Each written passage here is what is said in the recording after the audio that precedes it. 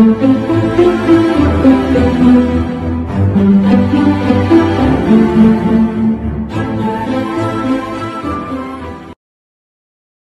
beaucoup, amis téléspectateurs de Amani TV. Bonjour et bienvenue dans cet entretien. C'est toujours un plaisir.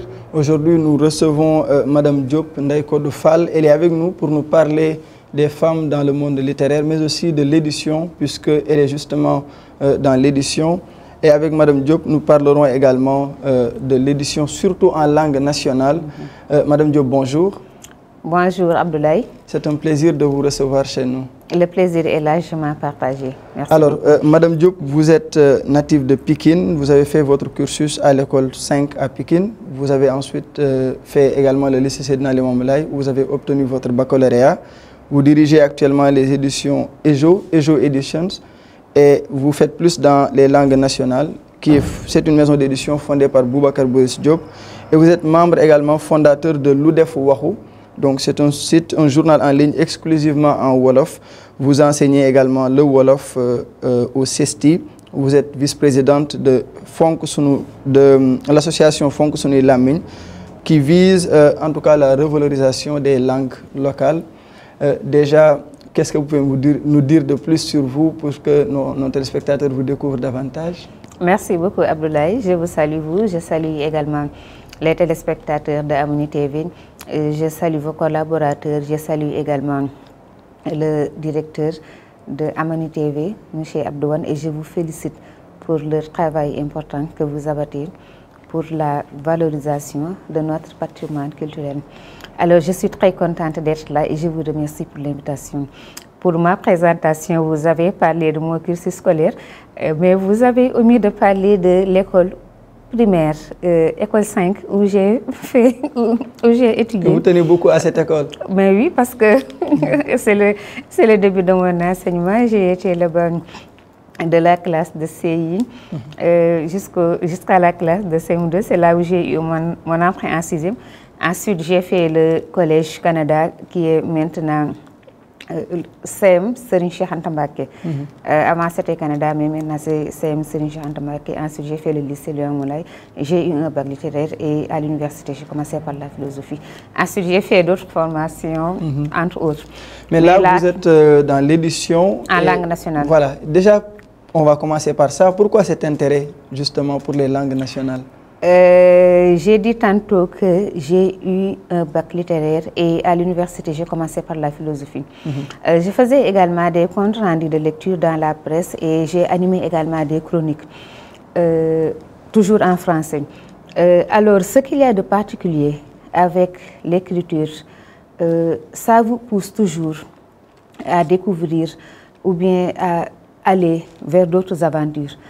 C'est ainsi que l'usage du français m'a amené à me poser des questions sur ma langue maternelle.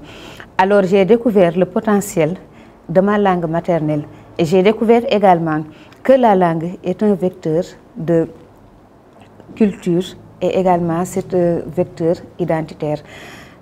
Alors, pour en revenir aux langues nationales, ce que les langues étrangères peuvent faire, ou bien ce que je faisais avec les langues étrangères, je peux bien le faire avec ma langue maternelle et même mieux. Et l'autre chose aussi qui m'a poussé à travailler dans les langues nationales, j'ai lu Cheikh Anta.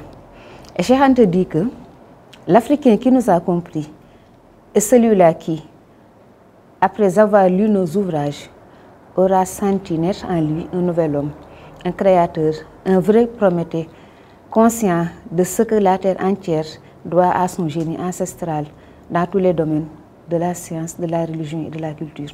Donc moi je pense que j'ai compris Cheikh Anta et la lecture des ouvrages de Cheikh Anta a fait quelque chose à moi, ou bien ça m'a même bouleversé. Alors, tout mon travail tourne autour des langues nationales. Comme vous l'avez dit, je dirige une maison d'édition en langue nationale et EJO Édition. J'enseigne le Wolof au CESTI. Je suis membre fondateur de l'Oudef Wahou, journal exclusivement en Wolof. Et également, je suis membre fondateur de Fonk Sunu Lamine pour la revalorisation des langues nationales. Et tout cela montre votre intérêt, en tout cas, pour les langues nationales. Vous avez parlé de Cheikh Anta, qui certainement, comme vous l'avez dit, vous a en tout cas influencé. Mais vous êtes une femme et on sait que dès qu'on parle de femmes, on parle également de littérature. On connaît des femmes qui ont marqué le monde littéraire à travers le monde. Selon vous, pourquoi est-ce que les femmes doivent de plus en plus s'exprimer et puis écrire quoi? Les femmes doivent s'exprimer parce que, comme on dit en Wolof, les femmes sont mieux placées pour parler de leurs propres problèmes, pour parler de ce qui les touche. Par exemple, si vous prenez un livre que un homme et une femme doivent commenter ou bien doivent présenter, les préoccupations ne sont pas les mêmes, les idées ne sont pas les mêmes. Parce que la femme, je pense que, traite ou bien commente par rapport à ses émotions, par rapport à ses préoccupations, et l'homme en fait de même. Et ils n'ont pas les mêmes préoccupations. Alors je pense que, ne serait-ce que pour cela, il est absolument important pour les femmes de prendre la parole, de dire ce qu'elles pensent. Parce que c'est vrai que des écrivains, hommes, peuvent parler des problèmes des femmes, mais ça ne va pas être la même chose si c'est la femme elle-même qui prend la parole. Alors, et vous dirigez une maison d'édition en langue locale. Déjà, c'est quoi le travail de l'édition? Qu'est-ce que vous faites exactement? Publier des livres en langue nationale. D'abord, pourquoi la maison d'édition en langue nationale? C'est pour participer à l'environnement lettré dans les langues nationales. Parce qu'il y a beaucoup de personnes qui écrivent dans notre très belle langue et qui ont des problèmes pour se faire publier. Nous avons envie de participer à cela. C'est pourquoi nous avons choisi de nous spécialiser dans les langues nationales. Alors, et vous le faites, vous publiez, vous avez déjà publié certains ouvrages, mais dans ce secteur-là, quels sont les défis les plus, en tout cas les plus importants auxquels vous êtes confrontés? Les défis, je pense qu'il faut, ce que nous avons à cœur, c'est que les livres qui sortent à langue nationale, en tout cas en ce qui nous concerne, que ces livres-là soient aussi bien fond que forme. Que les livres qui sortent en langue nationale également soient présents dans les librairies ou partout où on vend des livres, que ces livres soient présents. Parce que par exemple, très souvent, si un livre sort en langue nationale, la première question qu'on vous pose, le livre est disponible où? Je pense que si c'était un livre dans une langue étrangère, la question ne se poserait pas. Ça, c'est un défi qui nous tient à cœur. Nous tenons également à ce que les livres soient des livres de qualité. Parce que, comme je dis souvent, celui qui a créé la maison d'édition, celle qui la dirige et ceux qui travaillent dans cette maison d'édition, ce sont des êtres humains appelés à disparaître demain. Nous avons envie que les livres soient là, que les livres restent. Donc c'est important qu'ils soient des livres de qualité pour pouvoir se défendre eux-mêmes demain quand nous ne serons pas là. Très bien. Ça, c'est un défi. En ce qui concerne les difficultés, elles sont principalement financières parce que nous travaillons sur fonds propres. Nous avons les compétences, mais parfois, nous n'avons pas les moyens financiers pour sortir tous les livres que nous voulons sortir. Mais malgré tout, vous parvenez à en sortir. Quel est le modèle économique peut-être derrière vos activités? Ou en tout cas, je veux dire, comment est-ce que vous procédez pour le moment? La personne qui a créé EJO Édition, qui est également le fondateur de l'UDEFOR, aussi Boubacar Boris Diop, il est écrivain. Quand j'ai dit nous travaillons sur fonds propres, c'est lui qui donne l'argent avec lequel nous travaillons. Nous avons également quelqu'un qui nous soutient, qui soutient les activités de EJO, qui est un Sénégalais établi en Italie. Il s'appelle Baye Ndiaye. Parfois aussi, il est arrivé qu'on ait bénéficié du fonds d'aide à l'édition. Logé à la direction du livre et de la culture, à la direction du livre et de la lecture. J'en profite pour saluer nos amis qui sont là-bas, M. Ibrahim Olo qui est à la tête et tous les autres agents de la direction du livre, Amadou Ndiaye, Koli Diallo, Mme les dames qui sont là-bas, qui font un excellent travail. Nous les saluons et les remercions. Il est arrivé que Edjo bénéficie du fonds d'aide à l'édition. Pas toujours, comme par exemple l'année 2024, on n'en a pas bénéficié. Je ne sais pas pourquoi. Mais vous savez, quand vous créez une maison d'édition, personne ne vous l'a demandé. C'est vous qui avez choisi de vous spécialiser ou bien de choisir l'édition.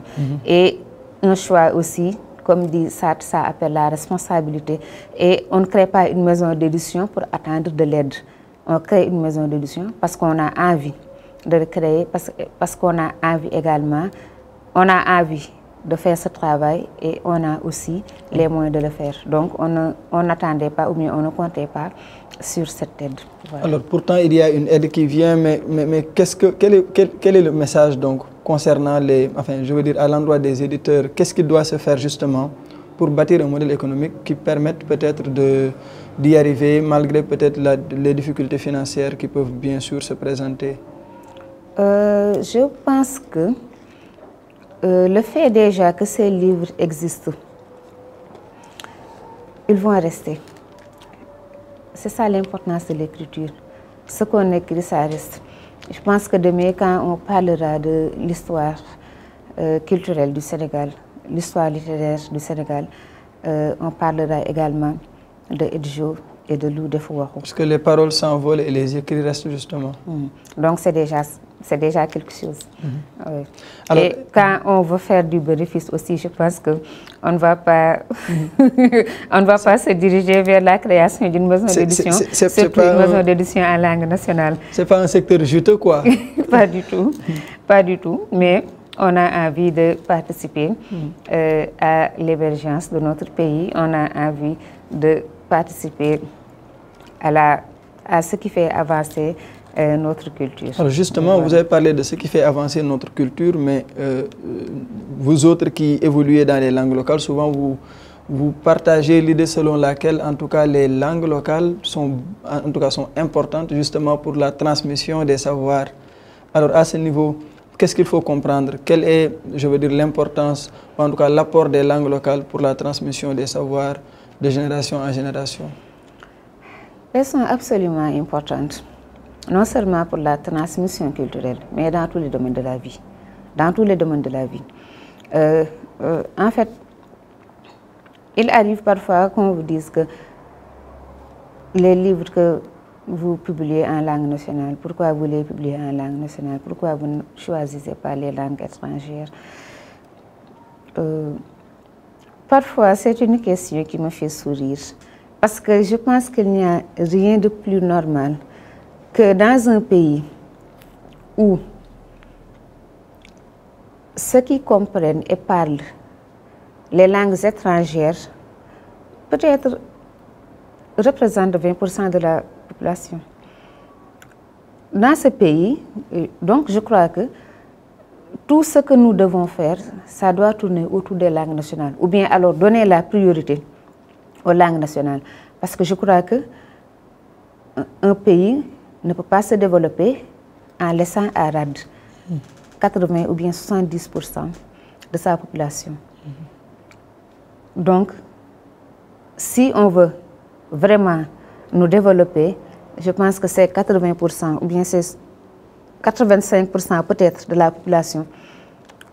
On ne peut pas les laisser en rade. Alors, Madame, on doit faire avec. Il y a également un problème, je veux dire un souci par rapport à l'accès même au savoir dans les langues locales. Souvent, par exemple, des gens ont comme excuse le fait qu'ils ne peuvent pas lire ou écrire en langue locale. Qu'est-ce que vous faites justement avec le Ce n'est pas à nous de le faire. Nous avons une maison d'édition, nous avons un journal et j'enseigne. Mais je ne légifère pas, je ne signe pas de décret ou de loi. Et alors, à ce niveau, vous voulez dire quoi? Ceux qui disent qu'ils ont des difficultés pour lire dans les langues nationales, ce qu'ils doivent faire, c'est aller apprendre comment écrire correctement ces langues. Quand ils auront appris, ils pourront les lire correctement, les écrire correctement et les utiliser correctement. Alors, est-ce que c'est il n'y a évident, pas du tout de magie, de aïlouros. Tu parles français. qui parlent anglais, qui parlent allemand, qui parlent autre langue étrangère, ils ont appris. Alors pourquoi en ce qui concerne les langues nationales, parce que je suis Wolof, lire. Non, non, ce n'est pas de la magie. Il y a donc un Moi, j'ai dit tantôt que j'ai eu un bac littéraire. À l'université, j'ai commencé par la philosophie. Donc, j'ai appris le français. Si je je suis née française, cela va de soi.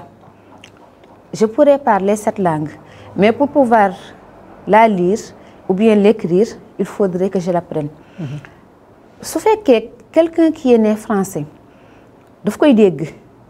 mais pour pouvoir lire cette langue, il est né anglais. Ça va être la même chose. L'espagnol, même chose. Alors, pourquoi nous, qui sommes sérères, polars, wolof, nous devons lire, écrire correctement nos langues sans pouvoir les apprendre? Donc, ce qu'il faut comprendre, c'est qu'il faut absolument passer par l'apprentissage d'abord. Mais je veux dire, avec l'association, le collectif Fonction de la Main, est-ce que vous avez des activités pour promouvoir justement l'apprentissage de cette langue? Énormément. Énormément, bénévolement, volontairement et gratuitement. Fonction de la Main est une association d'hommes et de femmes, des militants en langue nationale qui veulent vraiment promouvoir les langues nationales. Le Fonction de la Main a 4 branches. Une qu'on appelle Alarbella Kiréoumi, qui s'occupe vraiment de l'alphabétisation dans les langues nationales. Au début, c'était pour le Wolof seulement, mais après l'alphabétisation, c'est ouvert. C'est ouvert au Polar, au Diola et au Sérir. Les cours sont gratuits. Il arrive qu'on ouvre une session en présentiel et en ligne. Et les gens peuvent s'inscrire et participer à ces cours et gratuitement. C'est par période, c'est de manière périodique. Il y a également Penchumam Yunus dans Fonction de la Main. C'est pour présenter des ouvrages en langue nationale et également rendre hommage à ceux qui nous ont devancés dans les langues nationales. Il y a également Andou Djouban Bindumi, parce que l'espace public est lié vraiment d'écriture dans les langues nationales. C'est vrai qu'il y a moins d'efforts qui sont faits. Oui, il y a également Gustu Aksiwel, dirigé par Madame Sohna Bawa, qui est à l'IGB, qui est professeure à l'IGB. Et il y a une semaine, la semaine passée seulement, nous avons fait 3 jours à Saint-Louis pour faire un travail très très important sur les proverbes en Wolof. Donc c'est en gros ça le travail de Fonction de la Main. En tout cas, vivement que ce travail soit en tout cas vulgarisé pour que les gens puissent, comme vous l'avez dit, passer par le processus d'apprentissage pour avoir en tout cas, pour que nous tous, j'allais dire. Mais on est, j'ai envie de vous poser une question concernant les femmes. Quelle est votre expérience de femme en tant qu'éditrice? Comment ça se passe? Je pense que l'édition, que ce soit un homme ou que ce soit une femme, je pense qu'il faut bien faire le travail. Je dis toujours que l'écrivain est au début et à la fin de l'écriture de son livre, mais l'éditeur est au début et à la fin de la fabrication du livre. Très bien. Oui. Donc nous, quand nous recevons un manuscrit, le travail que Edjo fait, d'abord il y a un comité de lecture. Le comité de lecture, chacun lit le manuscrit et donne son avis. Si les avis favorables sont majoritaires, nous écrivons à l'auteur pour lui donner une réponse positive. Et après cela, nous allons signer un contrat avec lui et commencer la fabrication du livre, c'est-à-dire la correction, la relecture et ensuite donner le manuscrit au graphiste, au monteur et ensuite l'artiste qui fait les couvertures et après cela passer à l'imprimerie. Et avant que le livre ne sorte, l'imprimeur nous donne un bon à tirer pour revoir une dernière fois. Et une fois que le livre est sorti, bon, distribué, d'abord vous la presse, les journalistes culturels, ensuite placé dans les librairies et si on peut aussi faire des cérémonie de présentation, voilà, et donner à certaines personnes, toujours dans la promotion et diffusion du livre. Ouais. Alors, est-ce qu'il y a des femmes peut-être inspirantes dans le monde de la littérature que vous, oui, avec qui peut-être vous avez, ou je veux dire, qui vous inspirent? Et puis, est-ce que vous pouvez juste nous partager quelques figures de femmes qui vous inspirent dans la littérature? Il y a énormément de femmes inspirantes dans la littérature, aussi bien au Sénégal que dans le monde. Mais moi, je pense toujours qu'il ne faut pas se limiter. Il ne faut pas se limiter parce que, par exemple, je pense à Mame Younouss Dieng qui a écrit Awobi, qui a écrit également L'ombre en feu. Les problèmes que Mame Younouss traite dans L'ombre en feu, qui est écrit en 1976, je pense que ce sont les mêmes que la Nigériane Ayobami Adebayo traite dans Reste avec moi. Mame Younouss a écrit L'ombre en feu en 1976. Ayobami Adebayo est né en 1981. Et je pense qu'elle traite à peu près les mêmes problèmes. Je pense que Fatimata Diallo Ba, quand elle écrit, elle peut être à la fois Yandé, Marie, dans Rue Silence, elle peut être plusieurs personnages. Bitigué Kébé, elle peut être dans son livre, elle peut être conteuse, elle peut être enseignante, elle peut être femme au foyer, elle peut être, etc. Donc, je pense qu'il ne faut pas se limiter. Par exemple, l'actuelle lauréate du prix Nashdat, Ananda Devi, ce qu'elle fait à travers le monde, c'est ce que Ken Bougoul fait. Mariam Ndoye, quand elle écrit, je pense qu'elle est à la fois sénégalaise, ivoirienne, américaine, etc. Donc je pense qu'il ne faut pas se limiter.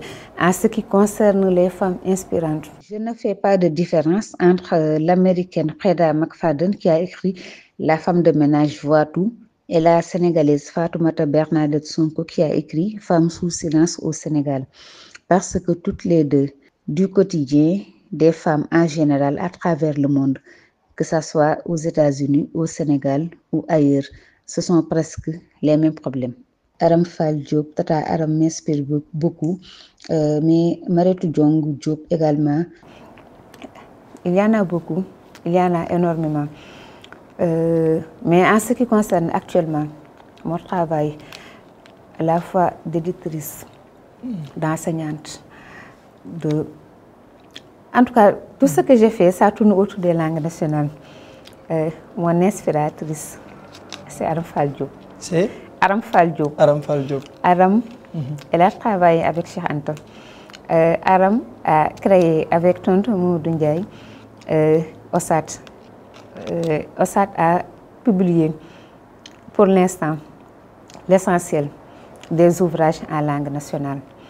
Aram travaille sans bruit, avec beaucoup de générosité. Adjaratou Omar Sall, qui est docteur, enseignant-chercheur à l'IFAN, avec également sa collègue Anna-Marie Diagne, rendre hommage à Aram Fall Diop à travers un livre qui s'appelle Ménage à Aram.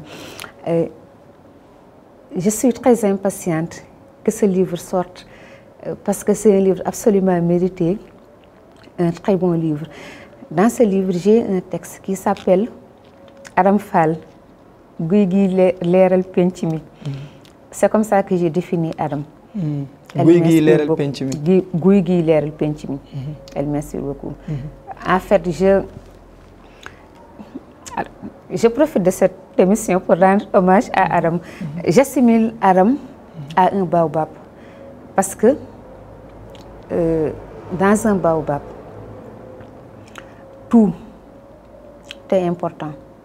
Tout peut servir à quelque chose. Des racines, aux feuilles. Oui. On passe par le tronc surtout.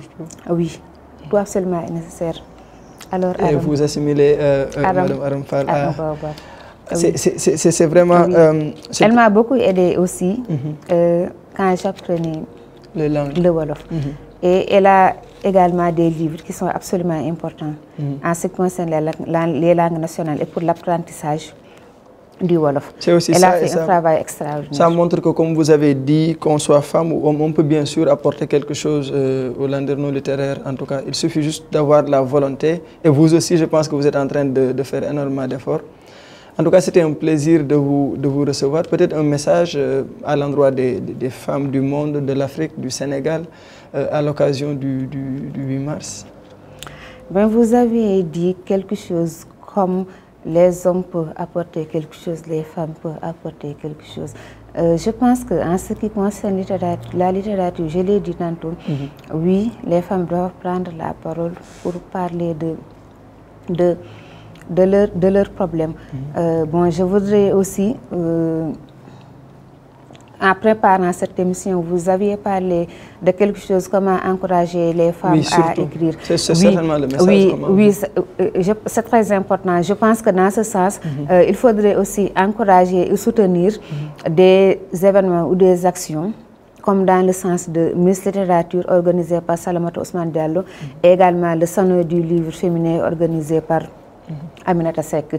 Il faut également organiser des ateliers d'écriture et encourager les femmes à écrire et à prendre la parole et les aider également à publier les ouvrages. C'est absolument important. Madame Diop Ndeye de Fall, merci beaucoup.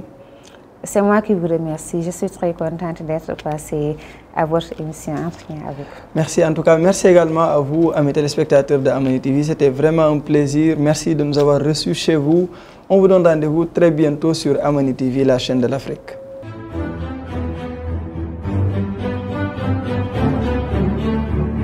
Thank you.